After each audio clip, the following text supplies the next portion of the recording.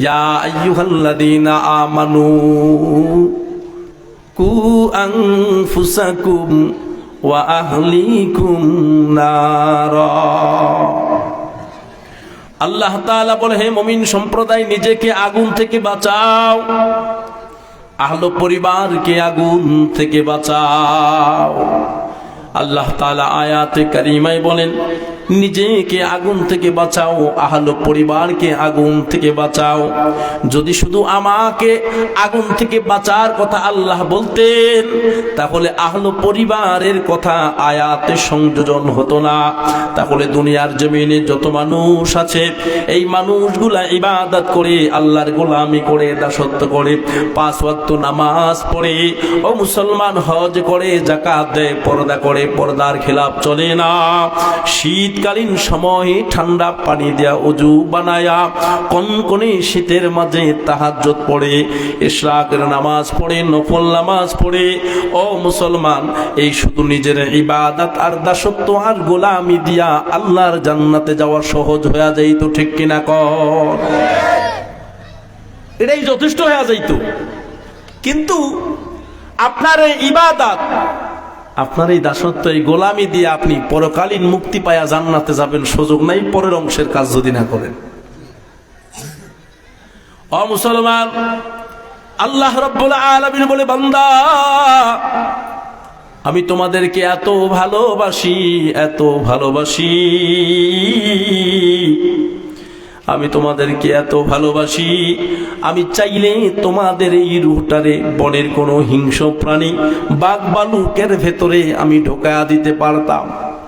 আমি তোমাদেরকে বাঘ ভালুক বানাতে পারতাম, বনের হিংস্র প্রাণী বানাতে পারতাম, গরু ছাগল বানর কুকুর বানাতে পারতাম। আমি আল্লাহ তাআলা তোমার এই রূহটারে ওই প্রাণীগুলার ভেতরে ঢোকাইনি। আমি আল্লাহ তাআলা তোমাদেরকে মানুষ বানালাম। কোনদিন তোমরা আমাকে বলো নাই, গো আল্লাহ, আপনি আমাদেরকে অন্য কোনো প্রাণী না বানায়া মানুষ বানান, এমন কথা আমরা কোনদিন আল্লাহর কাছে বলি নাই। আল্লাহ রাব্বুল আলামিন বলে, বান্দা আমি তোমাদেরকে মানুষ বানিয়েছি,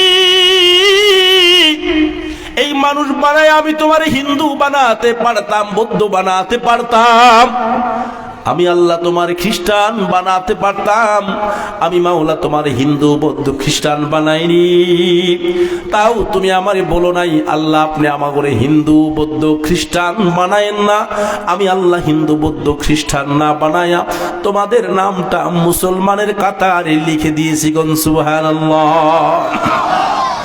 আল্লাহ রাব্বুল আলামিন বলে, বান্দা আমি তোমাদেরকে বনের হিংস্র প্রাণী বাঘ ভালুক বানাই নাই, আমি তোমাদেরকে মানুষ বানালাম। মানুষ, আমি তোমাদেরকে সৃষ্টিকুলের ভেতরে শ্রেষ্ঠ জাতি বানালাম, আশরাফুল মাখলুকাত মানুষ।